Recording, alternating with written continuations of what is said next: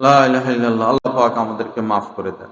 যে নারী দেবরের সাথে উঠা বসা হাসি তামাশা করে, সেই নারী সাংসারিক ভাবে সুখী না, মন দেবরের কাছে পড়ে থাকে। স্বামীর লগে গালবার, স্বামীর সাথে গালবার, দেবরের সাথে পুটুস পুটুস।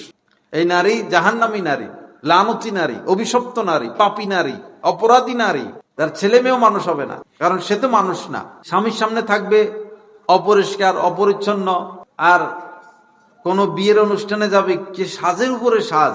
নারীরা সাজগোজ করবে তো স্বামীর জন্য, সেজে গুজে থাকবে স্বামীর সামনে।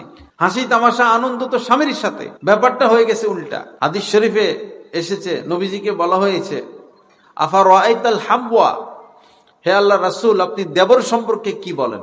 একজন নারী দেবরের ব্যাপারে কতটা সতর্ক থাকবে? নবীজি বলেছেন, আল হামভু আল মাউত, দেবর তো একজন নারীর জন্য মৃত্যু। দেবর একজন নারীর জন্য কি? মৃত্যু। মৃত্যু বলতে এখানে ধ্বংস।